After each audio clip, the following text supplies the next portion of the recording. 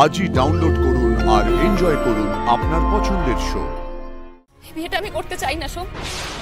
আমার ভালোবাসা, আমার জীবন তুমি আমায় ফিরিয়ে দাও সোম। ঠিক আছে পার্বতী। অতীতের কিছু স্মৃতি আমাদেরকে ভরিয়ে রাখে আনন্দে, আর কিছু স্মৃতি শুধু আমাদের হতাশা দেয়।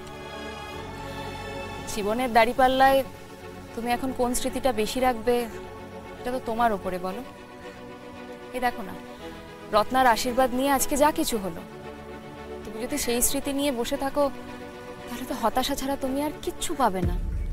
আমিও তো এখান থেকে যাওয়ার সময় একটু সুখের স্মৃতি বহন করে নিয়ে যেতে পারবো, কিন্তু আমার বোন রত্না, ওর মনের ভেতর তো কোনো সুখের স্মৃতি নেই। শুধুই দুঃখ, রাগ, অভিমান, হতাশা, কান্না কাটি, এই স্মৃতিগুলি তোর মনে আছে। না সোম, আমি রত্নার সাথে কথা বলেছি, ও খুব শক্ত মনের মেয়ে, ও এত সহজে ভেঙে পড়বে না, বিশ্বাস করো। কিন্তু তুমি যদি ভেঙে পড়ো তাহলে তো ওকে আর সামলানো যাবে না।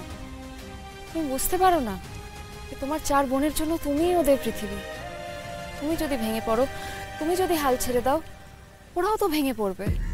তাহলে তাহলে আমি কি করবো বলো? বিশেষ করে পার্বতী, আমি অনেক চেষ্টা করেছি, মন থেকে অনেক চেষ্টা করেছিলাম, কিন্তু আমি পারি, আমি অপারগ, বলো। আমার দ্বারা হয়ে ওঠেনি, আমি তো হেরে গেলাম পার্বতী। এটা হেরে যাওয়া নয় সোম, তুমি যদি এখন চেষ্টা করাটাই ছেড়ে দাও সেটা হবে হেরে যাওয়া।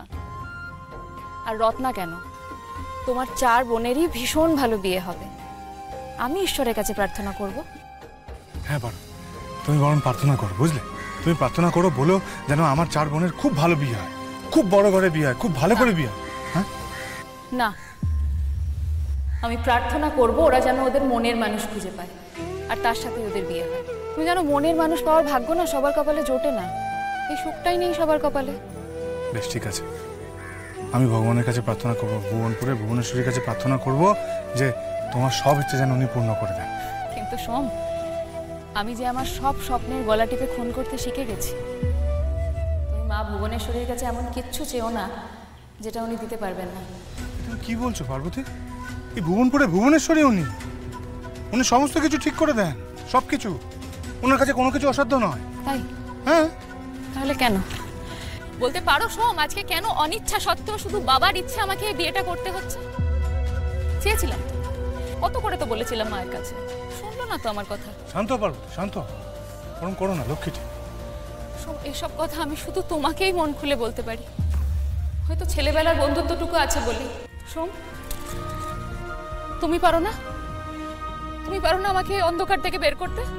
বলো না সোম, আমি আমি আমি আর কার কাছে যাবো বলো? তুমি পারো না আমাকে আমার জীবন, আমার স্বপ্ন আমাকে ফেরত দিতে? কিন্তু এখন এসব কেন বলছো পার্বতী? তোমার তো পাকা দেখা হয়ে গেছে, আশীর্বাদ হয়ে গেছে পার্বতী। এই জন্যই তো বলছি সোম, তুমি তো আমাকে কোনোদিন ফিরিয়ে দাওনি। আমি যা চেয়েছি, আমি যা আবদার করেছি, তুমি সবসময় আমায় দিয়েছো। এই বিয়েটা আমি করতে চাই না সোম। তুমি আমার কথাটা শোনো, এই বিয়েটা তুমি হতে দিও না। আমার ভালোবাসা, আমার জীবন তুমি আমায় ফিরিয়ে দাও সোম। ঠিক আছে পার্বতী, আমি তোমায় কথা দিচ্ছি, আমি মা ভুবনেশ্বরীর দিব্যি করে বলছি, তোমার এই বিয়ে আমি হতে দেব না।